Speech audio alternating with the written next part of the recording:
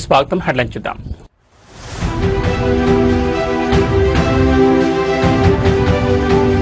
Traffic కష్టాలకు AI check. కృత్రిమ మేధస్తో నగరాల స్మార్ట్ మేనేజ్మెంట్. సీఎం ఆదేశం.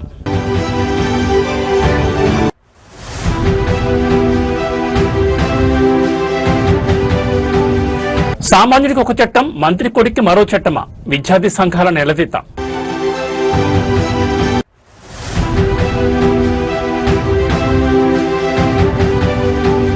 అనవసర ఖర్చులకు చెక్ పెట్టాల్సిందే. మంత్రులు వీవీఐపీలకు చంద్రబాబు కీలక ఆదేశం.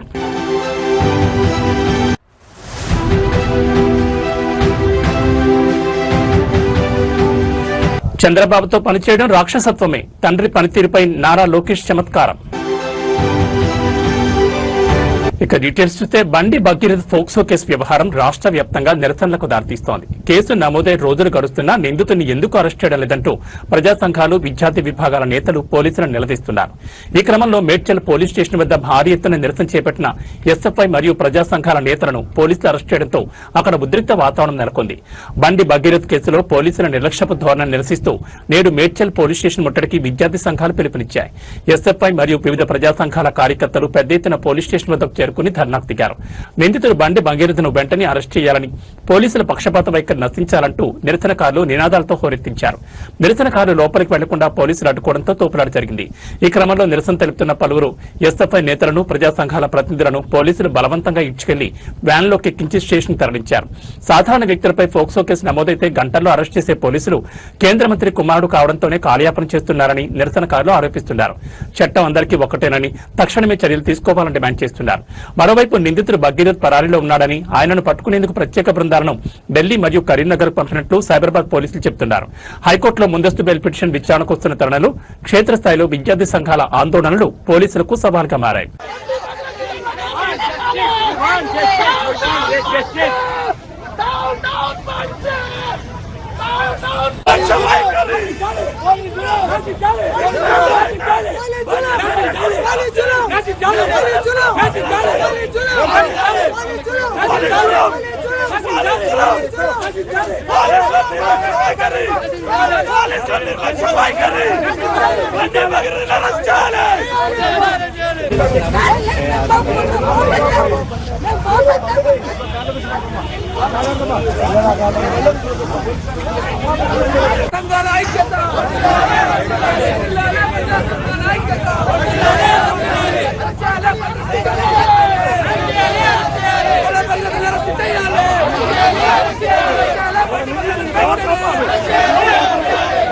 తెలంగాణ భవిష్యత్తును మార్చేలా ముఖ్యమంత్రి రేవంత్ రెడ్డి భారీ ప్రణాళికలు సిద్దం చేశారు. కేవలం హైదరాబాద్ కే పరిమితం కాకుండా రాష్ట్ర వ్యాప్తంగా అభివృద్ధిని విస్తరించేందుకు మెగా గ్రోత్ కారిడార్లకు శ్రీకారం చుట్టారు.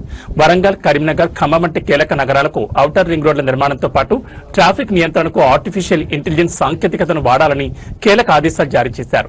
రాష్ట్ర అభివృద్ధిపై సచివాలయంలో నిర్వహించిన సమీక్ష సమావేశంలో ముఖ్యమంత్రి పలు సంచలన నిర్ణయాలు తీసుకున్నారు. హైదరాబాద్ తరహాలోని రాష్ట్రంలోని ప్రధాన నగరాలైన వరంగల్, కరీంనగర్ మరియు ఖమ్మం నగరాల్లో ఔటర్ రింగ్ రోడ్ల నిర్మాణం చేపట్టాలని అధికారులను ఆదేశించారు. దీనివల్ల ఆయా నగరాల విస్తరణ వేగంగా జరుగుతుందని సీఎం భావిస్తున్నారు. పర్యాటక మరియు ఆధ్యాత్మిక ప్రాంతాలను కలుపుతూ ప్రత్యేక కారిడార్లను రూపకల్పన చేయాలని సూచించారు. క్లస్టర్ల వారీగా పరిశ్రమలు, ఐటీ రంగాన్ని ప్రోత్సహించేలా కొత్త కారిడార్లు రానున్నాయి. పట్టణంలో నానాటికి పెరుగుతున్న ట్రాఫిక్ సమస్యకు పరిష్కారంగా ఏఐ సాంకేతికను వినియోగించాలని నిర్ణయించారు. సిగ్నలింగ్ వ్యవస్థ నుండి వాహనాల పర్యవేక్షణ వరకు కృత్రిమ మేధస్సును జోడించి స్మార్ట్ సిటీలుగా తీర్చిదిద్దాలని లక్ష్యంగా పెట్టుకున్నారు. ఆర్ఆర్ఆర్ వెంబడి కూడా గ్రోత్ సెంటర్లను ఏర్పాటు చేసి స్థానికులకు ఉపాధి అవకాశాలు పెంచేలా ప్రణాళికలు సిద్దం చేయాలని అధికారులను కోరారు. ముఖ్యమంత్రి తీసుకున్న ఈ నిర్ణయాలతో తెలంగాణలోని ద్వితీయ శ్రేణి నగరాలు త్వరలోనే గ్లోబల్ సిటీలుగా రూపాంతరం చెందనున్నాయి.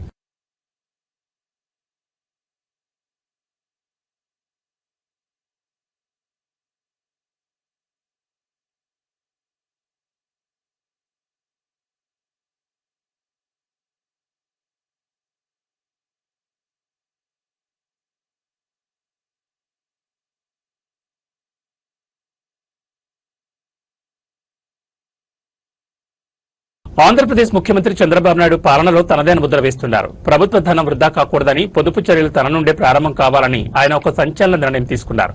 తన కాన్వాయ్లోని వాహనాల సంఖ్యను భారీగా తగ్గించి సామాన్య ప్రజలకు ఇబ్బంది కలగకుండా ప్రభుత్వానికి ఖర్చు తగ్గించేలా అడుగులు వేస్తున్నారు. రాష్ట్ర ఆర్థిక పరిస్థితిని దృష్టిలో ఉంచుకుని అనవసర ఖర్చులకు చెక్ పెట్టాలని ముఖ్యమంత్రి నిర్ణయించారు. సాధారణంగా ముఖ్యమంత్రి కాన్వాయ్లో డజనుకు పైగా వాహనాలుంటాయి. అయితే నేడు చంద్రబాబు కేవలం 4 వాహనాలతోనే సచివాలయానికి వెళ్లడం విశేషం. తన వెనుక వచ్చే భారీ కాన్వాయ్ వల్ల ట్రాఫిక్ సమస్యలు తలెత్తున్నాయని గుర్తించిన ఆయన భద్రతా సిబ్బంది కోసం ప్రత్యేకంగా ఒక ఏసీ బస్సును ఏర్పాటు చేశారు. సిబ్బంది అందరూ ఆ బస్సులోనే ప్రయాణించేలా ఆదేశాలు ఇచ్చారు. వాహనాల సంఖ్య తగ్గడం వల్ల ఇంధన ఖర్చు తగ్గడంతో పాటు భద్రతా నిర్వహణ మరింత సులభతరం కానుంది. వీవీఐపీ మూవ్మెంట్ల సమయంలో గంటల తరబడి ట్రాఫిక్ నిలిచిపోకుండా ఉండేందుకు ఈ నిర్ణయం ఎంతగానో దోహదపడుతుందని విశ్లేషకులు భావిస్తున్నారు. పొదుపు విషయంలో తాను చెప్పడమే కాదు, చేసి చూపిస్తానని చంద్రబాబు నాయుడు మరోసారి నిరూపించారు. ముఖ్యమంత్రి తీసుకుని ఈ నిర్ణయంపై సర్వత్రా ప్రశంసలు వెల్లువెత్తుతున్నాయి. 4 వాహనాలు ఆయన సచివాలయానికి వెళ్తున్నారు. ఇక జిల్లా పర్యటనతో పాటు ఎక్కడికి వెళ్ళినా ఇదే విధంగా ఆయన ప్రయాణించబోతున్నారు. ఎందుకంటే ప్రధాని పిలుపు నేపథ్యంలో వాహన శ్రేణిని తగ్గించుకోవడం, ఇంధన పొదుపులో భాగంగానే ముఖ్యమంత్రి ప్రత్యేక కాన్వాయ్లో 4 వాహనాలతో ఆయన వెళ్తున్నటువంటి దృశ్యాలు మనం చూస్తూ ఉన్నాం. ప్రత్యేకంగా ముఖ్యమంత్రి దగ్గర నుండి మంత్రులు, డిప్యూటీ సీఎం అందరూ కూడా ఈ విధంగా చేయడం ద్వారా ప్రజల్లో ఒక చైతన్యం తీసుకురావడం, ముఖ్యమంత్రి నుండి ఇది ప్రారంభించి కేంద్ర మంత్రి బండి సంజయ్ కుమార్ బండి భగీరథ్ చుట్టూ బుచ్చు బిగిస్తోంది. ఆయనపై నమోదైన ఫోక్సో కేసులో ముందస్తు బెయిల్ కోరుతూ దాఖలైన పిటిషన్ కాసేపట్లో తెలంగాణ హైకోర్టులో విచారణ రానుంది. పోలీసుల దర్యాప్తు ముమ్మరంగా సాగుతున్న తరుణంలో కోర్టు ఎలాంటి నిర్ణయం తీసుకుంటుందనే అంశం ఇప్పుడు రాజకీయ వర్గాల్లో హాట్ టాపిక్ గా మారింది. బండి భగీరథ్ పై నమోదైన కేసు వ్యవహారం ఇప్పుడు న్యాయస్థానానికి చేరింది. ఈ పిటిషన్ ను జస్టిస్ మాధవి బెంచ్ కాసేపట్లో విచారించనుంది. ఇప్పటికే నిందితులు పరారీలో ఉన్నట్లు వార్తలు వస్తున్న నేపథ్యంలో ఈ ముందస్తు బెయిల్ పిటిషన్ అత్యంత కీలకంగా మారింది. గతంలో జరిగిన ఒక గొడవకు సంబంధించిన వ్యవహారంలో ఒక మైనర్ పట్ల అనుచితంగా ప్రవర్తించారనే ఆరోపణలతో భగీరథ్ పై ఫోక్సో చట్టం కింద పోలీసులు కేసు నమోదు చేశారు. పోలీసులు తనను అరెస్ట్ చేసే అవకాశం ఉందని, అందుకే ముందస్తు బెయిల్ మంజూరు చేయాలని భగీరథ్ తరపు న్యాయవాదులు కోర్టును కోరుతున్నారు. ఈ కేసును రాజకీయ కోణంలోనే పెట్టారని బండి సంజయ్ వర్గీయులు ఆరోపిస్తుండగా చట్టం తన పని తాను చేసుకుపోతుందని అధికార పార్టీ నేతలు స్పష్టం చేస్తున్నారు. ముందస్తు బెయిల్ మంజూరవుతుందా లేక పిటిషన్ కోర్టు తిరస్కరించిందా అనేది మరికొద్ది సేపట్లో తేలిపోనుంది.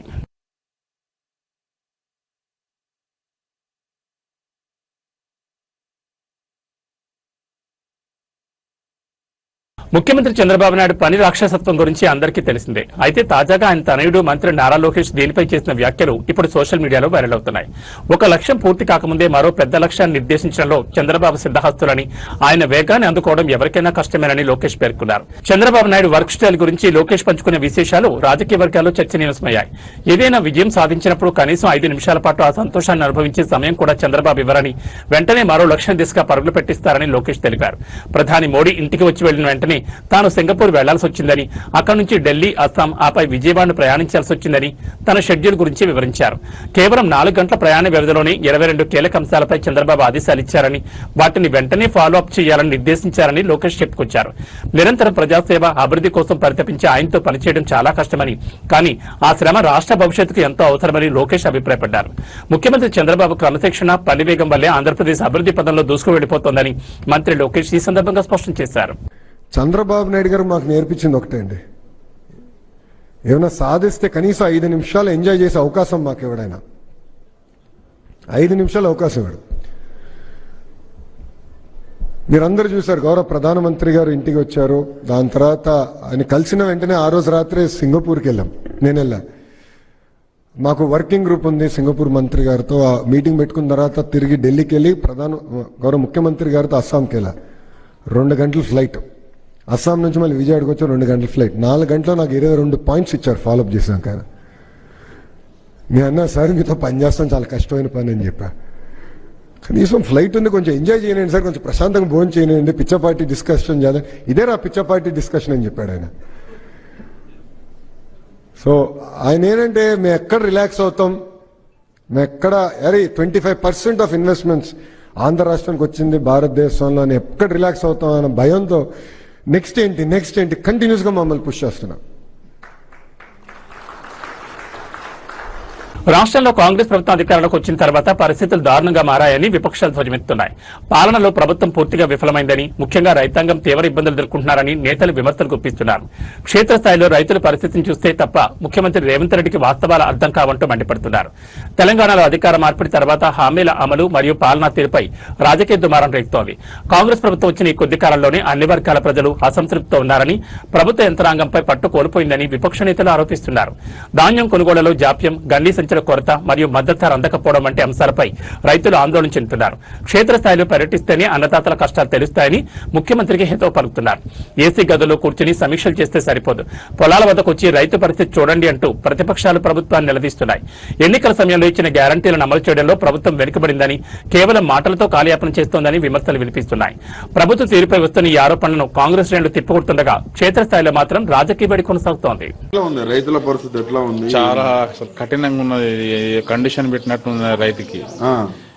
ఎప్పుడు లేని విధంగా రైతుకు ఇవన్నీ కండిషన్లు పెట్టి వర్షాకాలంలో ఇంత ఇబ్బంది పడి అన్ని తట్టుకొని రైతు ముందుకు వస్తే ఇక్కడ వచ్చేసి విత్తనం సిస్టమ్ పెట్టుడు, యూరియా దగ్గర ఆప్ పెట్టుడు, వాళ్ళు వ్యవసాయం చేసుకొని ఏదో మనం పని చేసుకోవాలా లేదు, ఇక్కడ ఈ విత్తనం పెట్టడానికి సరిపోతుంది. అక్కడ చేనులన్నీ ఆగాము, పంట ఆగాము. రైతుకు ఈ పరిస్థితి ఉందా? గత 10 ఏళ్ళలో కేసీఆర్ ఉన్నప్పుడు ఇట్లా? కేసీఆర్ ముందు కూడా లేదు, ఎప్పుడు లేదు. ప్రజెంట్ అయితే సిచ్యువేషన్ దారుణంగా ఉన్నది. Government fail government, pass government కూడా కాదు. ఎందుకు మరి ఇట్లా రైతులను ఇబ్బంది పెడితే ఏమొస్తుంది? మొక్కజొన్న కొంటే ప్రాబ్లం ఉంది, వాళ్ళేమో కొన్నామంటారు. మొక్కజొన్న కూడా నాకు 60 క్వింటాలు అవుతాయి మొక్కజొన్నలు. మరి అవి కూడా అయ్యా అంటాను బత్తాలు తెచ్చుకోపోయి నువ్వు కాంట పెడతా అంటాను. బత్తాలు గవర్నమెంట్ ఇవ్వాలి అదే. లేవు అయిపోయినాయి, తెచ్చుకోపో అంటాను. తెచ్చుకుంటే నీ కాంట పెట్టపో. మొక్కజొన్న అట్లా వరి ఇట్లా వరి ఇచ్చా నువ్వు ఎట్ట బతకాలనే? ఎట్లా బతకాలంటే ఎట్లా బతుకు? ఇంకో 5 ఏళ్ళు ఉంటా. ఇంకా 5 ఏళ్ళ వేసు ఇంకొక ఒడి కూడా వేయరుగా. అందరికి బుద్ధి వచ్చి 2 జబ్బులు వేసుకుంటారు ఒక్కొక్కరు. వేయరుగా అంతే. వడ్లన్నా అమ్ముడు వడ్లన్నా పోయే మొబ్బులు ఇంతవరకు రాలేదు. దేశ రాజధాని ఢిల్లీలో మహిళల భద్రత మళ్లీ ప్రశ్నార్థకమైంది. కదులుతున్న బస్సులో ఒక వివాహితపై సామూహిక అత్యాచారం జరిగిన ఘటన దేశవ్యాప్తంగా కలకలం రేపుతోంది. విధి నిర్వహణ ముగించుకుని ఇంటికి వెళ్తున్న మహిళను బస్సులోకి లాగి కిరాతకులు యఘాయిత్యానికి ఒడిగట్టారు. ఢిల్లీలోని రాణిబాగ్ ప్రాంతంలో సోమవారం రాత్రి ఈ దారుణం చోటు చేసుకుంది. సుమారు 30 ఏళ్ల వివాహిత తన విధులు ముగించుకుని రాత్రి 11 గంటల సమయంలో ఇంటికి వెళ్తుండగా ఒక ప్రైవేట్ స్లీపర్ బస్సులో ఉన్న దుండగులు ఆమెను బలవంతంగా లోపలికి లాగారు. కదులుతున్న బస్సులోనే ఆమెపై సామూహిక అత్యాచారానికి పాల్పడ్డారు. బాధితురాలు ఫిర్యాదు చేసిన వెంటనే రంగంలోకి దిగిన ఢిల్లీ పోలీసులు నిందితులను గుర్తించి గాలింపు చేపట్టారు. ఈ ఘాతకానికి పాల్పడిన బస్సు డ్రైవర్ మరియు కండక్టర్ ను పోలీసులు అరెస్ట్ చేశారు. అత్యాచారానికి ఉపయోగించిన ప్రైవేట్ స్లీపర్ బస్సును అధికారులు స్వాధీనం చేసుకున్నారు. బాధితురాలను చికిత్స నిమిత్తం ఆసుపత్రికి తరలించి వైద్య పరీక్షలు నిర్వహించారు. రాత్రి వేళల్లో మహిళల భద్రత కోసం ఎన్ని కఠిన చట్టాలు తెచ్చినా ఇలాంటి ఘటనలు పునరావృతం కావడంపై సర్వత్రా నిరసనలు వ్యక్తమవుతున్నాయి. నిందితులకు కఠిన శిక్ష పడేలా చూస్తామని పోలీసులు స్పష్టం చేశారు. ఈ ఘటన ఢిల్లీలో మరోసారి భద్రతా లోపాలను ఎత్తి చూపుతోంది.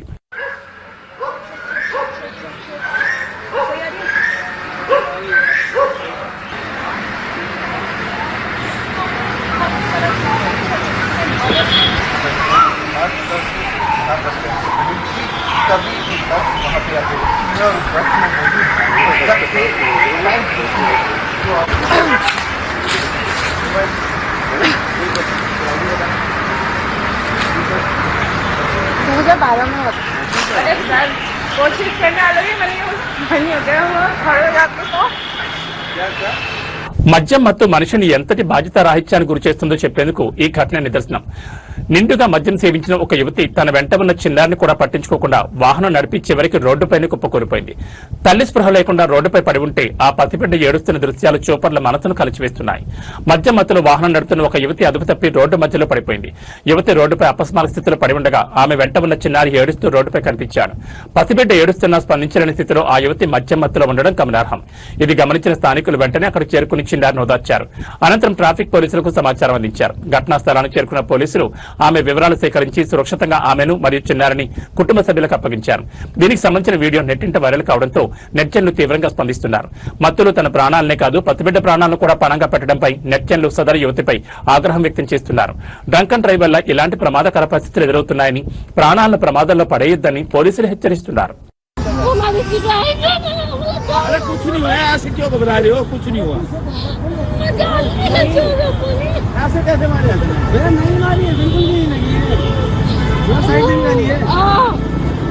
अरे उसको खड़ा। अरे मैं जान नहीं जाना का नाम ఛత్తీస్గఢ్లోని బస్తర్ రీజియన్లో మావోయిస్టుల ఏరువేత లక్ష్యంగా సాగుతున్న మిషన్ 2026లో భాగంగా భద్రతా దళాలు మరో భారీ విజయాన్ని అందుకున్నాయి. బీజాపూర్ జిల్లాలో మావోయిస్టులు దాచిన భారీ నిధులను మారణాయుధాలను పోలీసులు వెలికితీశారు. గత 15 రోజులుగా సాగుతున్న ప్రత్యేక గాలింపు చర్యల్లో భాగంగా ఈ డంపును గుర్తించినట్లు అధికారులు తెలిపారు. బీజాపూర్ జిల్లాలోని పామేడు ప్రాంతంలో భద్రతా దళాలు నిర్వహించిన కోంబింగ్ ఆపరేషన్లో మావోయిస్టుల అడ్డా బయటపడింది. 3 వేర్వేరు ప్రాంతాల్లో మావోయిస్టులు భూమిలో పాతిపెట్టిన సుమారు 65.52 లక్షల నగదును పోలీసులు స్వాధీనం చేసుకున్నారు. నగదుతో పాటు భారీగా మారణాయుధాలు కూడా పట్టుబడ్డాయి. ఇందులో ఒక LMG, 4 SLR రైఫిళ్లు, కార్బన్ 7 BCL లాంచర్లు మరియు భారీగా పేలుడు పదార్థాలను భద్రతా దళాలు వెలికితీశాయి. సుమారు 140 కిలోల అమోనియం నైట్రేట్, యూరియా వంటి పేలుడు పదార్థాలను స్వాధీనం చేసుకున్న పోలీసులు భద్రతా నిబంధనల ప్రకారం వాటిని ధ్వంసం చేశారు. బస్తర్ ఐజీ పి సుందర్రాజ్ మాట్లాడుతూ లొంగిపోయిన మావోయిస్టులు ఇచ్చిన సమాచారం మరియు నిఘా వర్గాల సహకారంతో ఈ ఆపరేషన్ విజయవంతమైందని తెలిపారు. బస్తర్ డివిజన్లో మావోయిస్టుల ఉనికిని పూర్తిగా తుడిచిపెట్టడమే తమ లక్ష్యమని ఆయన స్పష్టం చేశారు. ఈ ఆపరేషన్లో DRG, STF మరియు కోబ్రా దళాలు పాల్గొన్నాయి. ఈ భారీ రికవరీతో మావోయిస్టు వ్యవస్థ ఆర్థికంగా సైనికంగా కోలుకోలేని దెబ్బతిన్నట్లు విశ్లేషకులు భావిస్తున్నారు.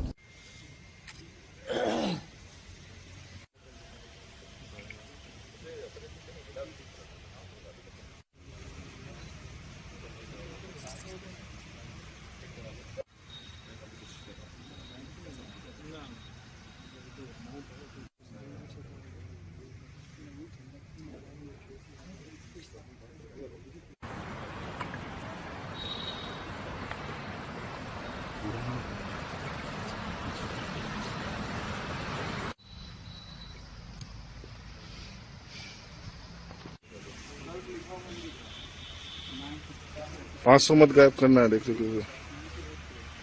ఉత్తరప్రదేశ్ ను ప్రకృతి ప్రకోపం వణికించింది. గడిచిన 24 గంటల్లో రాష్ట్ర వ్యాప్తంగా విరుచుకుపడిన ఈదురుగాలులు, భారీ వడగండ్ల వానలు పెను విషాదాన్ని మిగిల్చాయి. పిడుగుపాట్లు, చెట్లు విరిగిపడడం మరియు ఇళ్లు కూలిన ఘటనలో మృతుల సంఖ్య ఏకంగా 90కి చేరినట్లు తెలుస్తోంది. ముఖ్యమంత్రి యోగి ఆదిత్యనాథ్ దీనిపై తీవ్ర దిగ్భ్రాంతిని వ్యక్తం చేస్తూ బాధితులకు తక్షణ సహాయం అందించాలని ఆదేశించారు. బుధవారం రాత్రి నుంచి ఉత్తరప్రదేశ్లోని పలు జిల్లాల్లో వాతావరణం ఒక్కసారిగా మారిపోయింది. తాజా నివేదికల ప్రకారం ప్రయాగరాజ్, భదోహి, మీర్జాపూర్ మరియు ఫతేపూర్ జిల్లాలో అత్యధికంగా ప్రాణ నష్టం సంభవించింది. భదోహిలో 18 మంది, ప్రయాగరాజ్ లో 17 మంది, మీర్జాపూర్ లో 15 మంది మరణించినట్లు సమాచారం. గంటకు 50 నుంచి 60 కిలోమీటర్ల వేగంతో వీచిన గాలులకు వందలాది చెట్లు, విద్యుత్ స్తంభాలు నేలమట్టమయ్యాయి. పలు చోట్ల ప్రయాణిస్తున్న వాహనాలపై చెట్లు పడి ప్రాణ నష్టం జరిగింది. మృతుల కుటుంబాలకు 4 లక్షలు చెప్పిన పరిహారం ప్రకటించిన ప్రభుత్వం 24 గంటల్లోగా సహాయం అందేలా చూడాలని జిల్లా కలెక్టర్లను ఆదేశించింది. ఈ అకాల వర్షం వల్ల రాష్ట్రంలో పంటలకు భారీ నష్టం వాటిల్లింది. ముఖ్యంగా వేసవి పంటలు దెబ్బతినడంతో రైతులు ఆవేదన వ్యక్తం చేస్తున్నారు. సహాయక చర్యలు ముమ్మరంగా సాగుతున్నాయని, బాధితులందరినీ ఆదుకుంటామని యూపీ రిలీఫ్ కమిషనర్ కార్యాలయం వెల్లడించింది.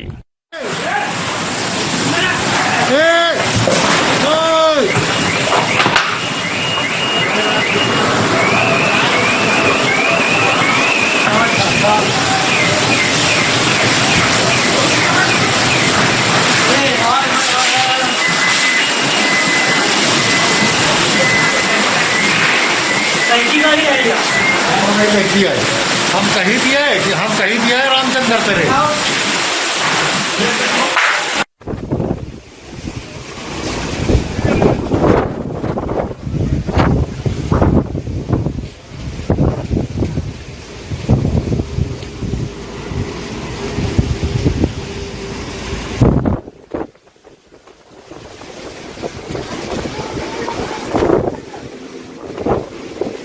దేశవ్యాప్తంగా కోట్లాది మంది విద్యార్థుల భవిష్యత్తుతో ముడిపడి ఉన్న నీట్ పేపర్ లీక్ కేసులో సీబీఐ దర్యాప్తు కీలక మలుపు తిరిగింది.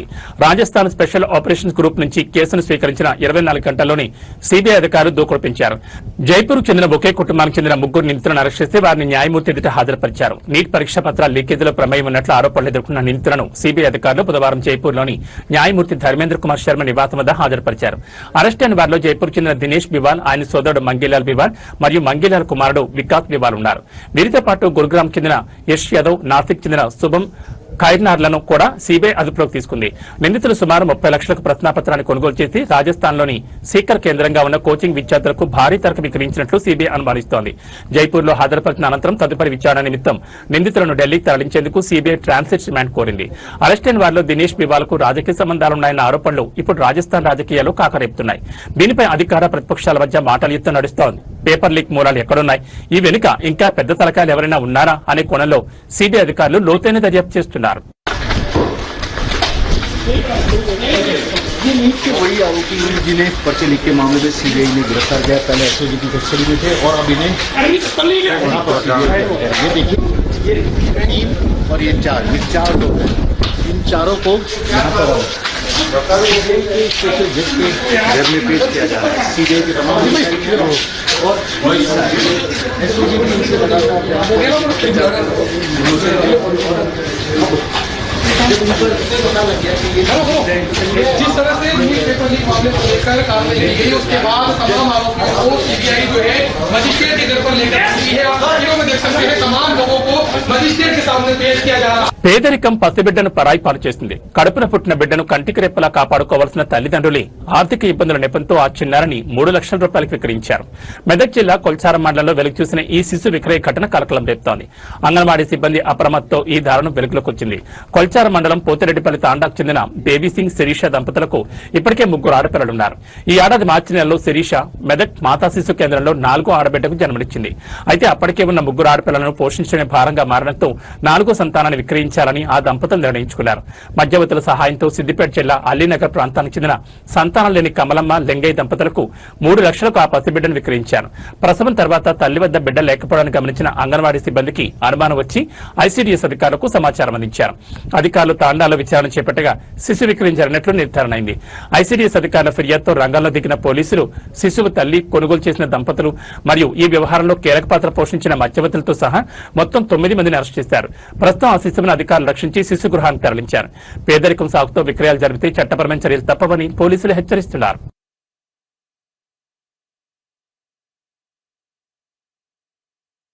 అది కేవలం ఒక పరీక్ష కాదు, 22 లక్షల మంది విద్యార్థుల కళ.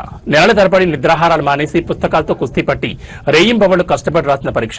కానీ కేంద్రం తీసుకున్న ఒక్క నిర్ణయం ఆ 22 లక్షల మంది భవిష్యత్తును ప్రశ్నార్థకం చేసింది. పరీక్ష రద్దు చేశాం, మళ్లీ జూన్లో పెడతామంటూ ప్రభుత్వం చెప్పిన ఆ 2 లైన్ల వెనుక ఎన్ని వేల మంది కన్నీళ్లున్నాయో, ఎన్ని కుటుంబాల ఆశలున్నాయో ప్రభుత్వం లెక్కల్లోకి తీసుకోకపోవడం దురదృష్టకరం. దేశవ్యాప్తంగా నిర్వహించిన నీట్ పరీక్ష పేపర్ లీక్ ఆరోపణలతో రద్దు కావడం విద్యార్థులను కోలుకోలేని దెబ్బతీసింది. ఒక్కో విద్యార్థి పరీక్ష కోసం సంవత్సరాల తరబడి కోచింగ్ తీసుకుంటారు. తల్లిదండ్రులు తమ కష్టార్జితాన్ని వెచ్చించి పిల్లలను చదివిస్తారు. తీరా పరీక్ష రాసి ఫలితాల కోసం ఎదురు చూస్తున్న సమయంలో రద్దు అనే మాట వారి గుండెల్లో పిడుగులా పడింది. పరీక్ష నిర్వహణలో జరిగిన వైఫల్యాలకు బాధ్యులెవరు? విద్యార్థుల సమయానికి వారి శ్రమకు విరివేది. కేవలం ఒక నోటిఫికేషన్ తో జూన్లో మళ్లీ పరీక్షను చెప్పేయడం ఎంతవరకు సమంజసమని విద్యార్థి లోకం ప్రశ్నిస్తోంది. మళ్లీ మొదటి నుండి ప్రిపరేషన్ మొదలు పెట్టాలంటే విద్యార్థులు తీవ్రమైన ఒత్తిడికి లోనవుతున్నారు. వారి డ్రీమ్స్, వారి కెరీర్ ప్లాన్స్ అన్ని తలకిందులయ్యాయి. ప్రభుత్వాలు తప్పులు చేస్తే శిక్ష అనుభవించాల్సింది విద్యార్థులేనా? మేధావులను తయారు చేయాల్సిన వ్యవస్థలే ఇలా పేపర్ లీక్లకు కేంద్ర బిందువులుగా మారితే దేశ భవిష్యత్ ఎటుపోతుంది? Hi, myself Vaishnavi, a girl who's aspiring to become a doctor to save the people of this nation. And what NTA does is completely unfair. There are 24 lakhs of aspirants and students who have given this paper on May 3rd. And now you announce that you want to cancel it off and give a re-NEET again. See, NTA, it doesn't make sense if you can't secure a piece of paper where there are soldiers guarding the borders to save our nation. We aspirants want to save the people of our nation, the patients who come. This is how you treat the aspirants. Is this some sort of propaganda or some strategy just because the paper was easy and students might have got more than 700 or even 720? Just because you want to get everyone into management quota, some money laundering thing? This is not right, NTA. There are students who have been studying. It might be their first year attempting this NTA NEET exam. It might be their 7th year. Doesn't matter. The thing you have to do is secure that piece of paper. ఇవి ఈ bulletin విశేషాలు. మరో బులెటిన్లో మళ్ళీ కలుసుకుందాం. నమస్కారం.